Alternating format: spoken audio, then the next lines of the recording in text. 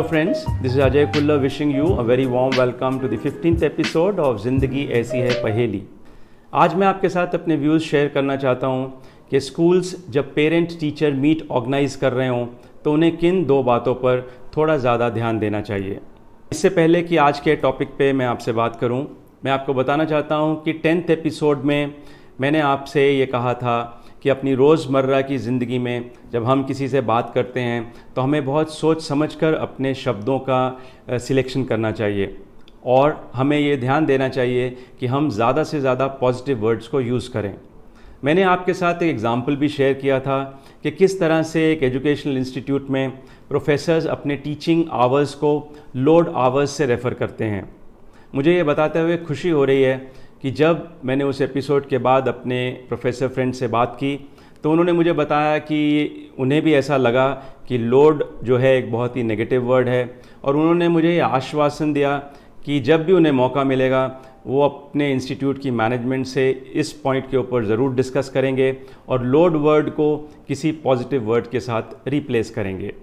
अब मैं अगर बात करूँ आज के टॉपिक की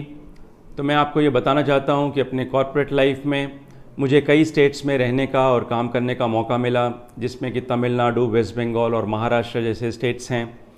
और हमारी ये कोशिश रहती थी कि हम जिस भी स्टेट में जाएं वहाँ पर अगर कोई अच्छी प्रैक्टिसेस फॉलो हो रही हैं तो हम भी उन्हें अडॉप्ट करें और फॉलो करें। महाराष्ट्र में और वेस्ट बंगाल में हमने ये देखा कि जब हम किसी के घर मिलने जाते हैं तो अपने शूज़ और स्लीपर्स घर के बाहर ही उतारते हैं ताकि बाहर की डर्ट घर के अंदर नहीं जाए। और हमें ये प्रैक्टिस जो है वो काफ़ी अच्छी लगी और हमने इसे अडॉप्ट किया और आज भी हम इसको फॉलो कर रहे हैं। जहाँ तक पेरेंट टीचर मीट का सवाल है, हमने ये देखा कि वेस्ट बंगाल में जब पेरेंट टीचर मीट होती थी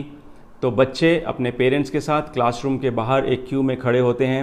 और टीचर एक एक करके एक स्टूडेंट और उसके पेरेंट्स को अंदर बुलाते हैं और उनको उनकी प्रोग्रेस रिपोर्ट और फीडबैक देते हैं।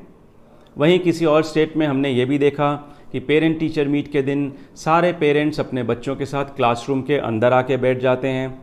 उसके बाद चाहे कोई पेरेंट देर से भी आया हो पर उसकी ये कोशिश होती है कि वो टीचर से सबसे पहले मिल ले और फ्री हो जाए। और टीचर के लिए ये इम्पॉसिबल सा टास्क होता है इस चीज़ को मॉनिटर करना कि कौन सा पेरेंट पहले और कौन सा बाद में आया है।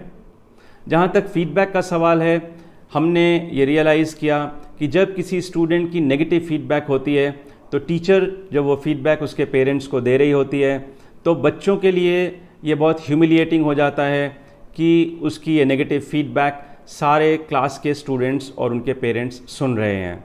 हम सब ये जानते हैं कि जब हमें किसी को अप्रिशिएट करना होता है तो हमें सबके सामने अप्रिशिएट करना चाहिए और अगर किसी को नेगेटिव फीडबैक देनी है तो उसे इंडिविजुअली ये फीडबैक हमें प्रोवाइड करनी चाहिए।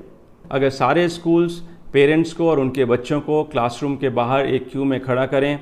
और एक एक करके इंडिविजुअली स्टूडेंट्स को क्लासरूम के अंदर बुलाकर फीडबैक दी जाए तो मैं समझता हूँ ये स्टूडेंट्स के लिए और उनके पेरेंट्स के लिए क्वाइट कंफर्टेबल सिचुएशन होगा।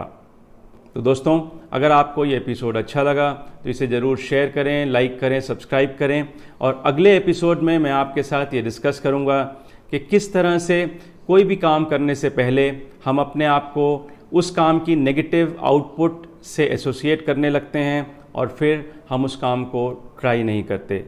Till that time, it's goodbye, thank you.